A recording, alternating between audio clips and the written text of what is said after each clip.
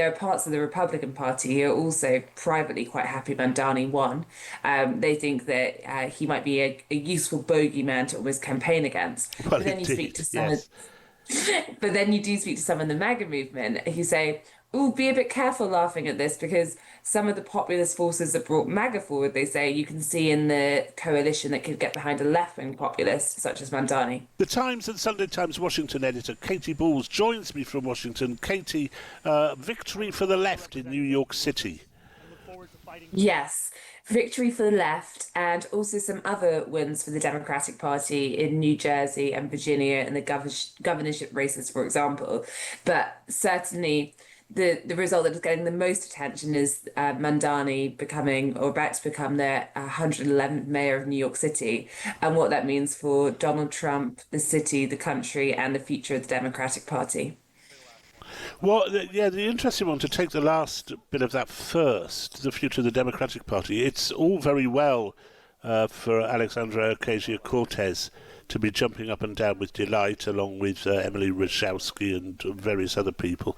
But it's a problem for the Democrats, isn't it? Because it suggests to Democratic to the Democratic Party that to head towards the left or the far left is the way to win seats. It's definitely one of the arguments coming out from Tuesday night's results. I spent yesterday at CrookedCon, which was a gathering in DC of Democrats, all talking about their different ideas, and certainly having sat in various panels and spoken to them, those who are getting the biggest cheers tend to be Mandani supporters, members of Mandani's team, and this sense that there's a new progressive left. They obviously call it democratic socialism, and the party needs to be more anti-establishment. And I think that has had a burst of energy as a result. I suppose one of the things is, how does Mandani actually fare as mayor of New York? That could decide. You have a situation where, there are parts of the Republican Party who are also privately quite happy Mandani won. They think that he might be a useful bogeyman to almost campaign against. Well, But then you speak indeed, to some of yes. but then you do speak to some in the MAGA movement who say, "Oh, be a bit careful laughing at this because some of the populist forces that brought MAGA forward, they say, you can see in the coalition that could get behind a left-wing populist such as Mandani." Yes. Well, that's true, isn't it? Because it was very interesting what happened the first time that Donald Trump was elected. He drew quite a lot of votes from the Bernie Sanders electorate, and that a left-wing populism can take votes away from right-wing populism.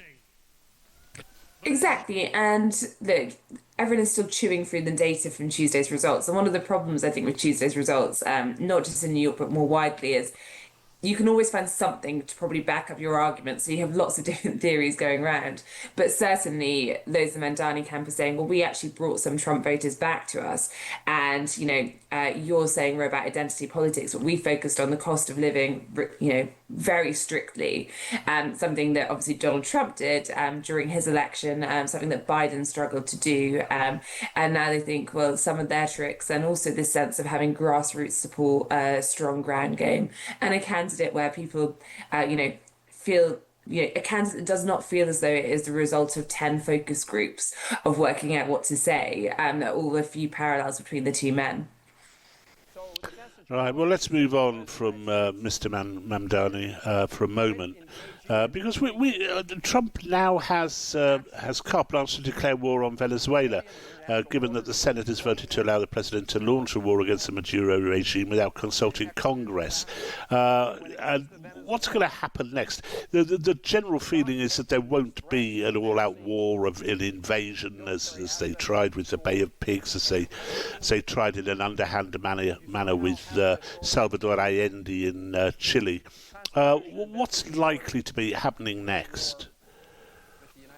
Yeah, so of course, this is the Trump administration, which one of the things that, took it to power was this idea of no more forever wars, America first. But I think one of the things that's interesting when it comes to Venezuela is that, you had JD Vance a month or so ago when they started doing these, these strikes on boats, airstrikes, saying he could Yeah. not think of a better use of the military than to be of the US military than to, be protecting the US's own border and tackling drug cartels. So it's definitely seen as different. The fact it's closer to the home, the fact it's linked to, drugs traveling to America.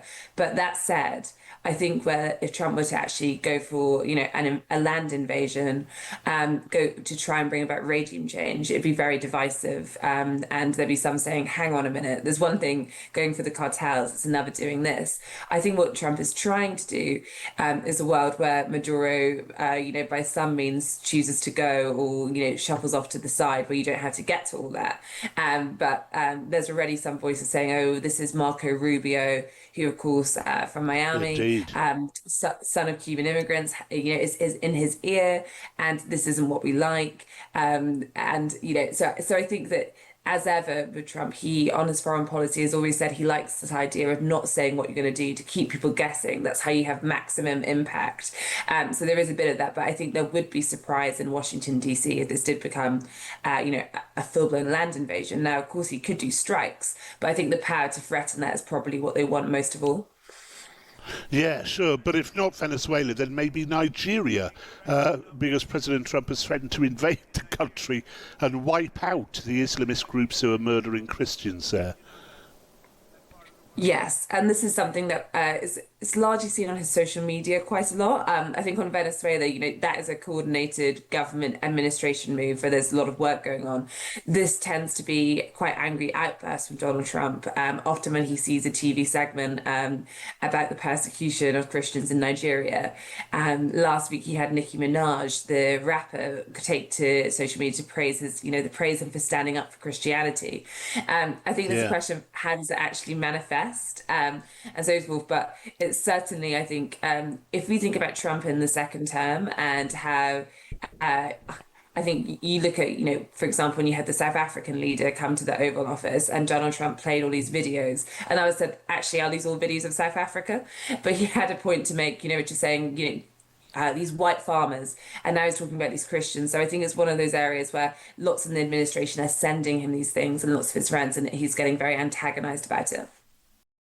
Last night, we made history. I'm so proud to be standing here today as the mayor-elect of the greatest city in the world. Over 2 million New Yorkers cast their ballots. Whether they were the more than million who supported this campaign or the others who supported someone else, or whether they felt too disappointed by the political process to participate at all, I will work every day to honor the trust that I now hold. The poetry of campaigning may have come to a close last night at 9, but the beautiful prose of governing has only just begun. The hard work of improving New Yorkers' lives starts now. That process begins with transition. In the coming months, I and my team will build a city hall capable of delivering on the promises of this campaign. We will form an administration that is in equal parts capable and compassionate, driven by integrity, and willing to work just as hard as the millions of New Yorkers who call this city home. And central to that effort is a transition team that is defined by the excellence New Yorkers will soon come to expect from government. Our team will be directed by Ilana Leopold, whose roots in this city extend back to her grandmother running the trams on Roosevelt Island. She has extensive experience in city government and has been a key part of our campaign to become the next mayor of this city. And it will be led by our formidable co-chairs, former Federal Trade Commissioner Chair Lena Khan, former First Deputy Mayor Maria Torres Springer, United Way President and CEO Grace Bonilla, and former Deputy Mayor for Health and Human Services Melanie Hartzog. Over the coming days, we'll start announcing the leaders who will implement our agenda. People like deputy mayors, who oversee entire areas of government, and the commissioners who carry out the critical work of city agencies. Some of these people will have familiar names, others will not.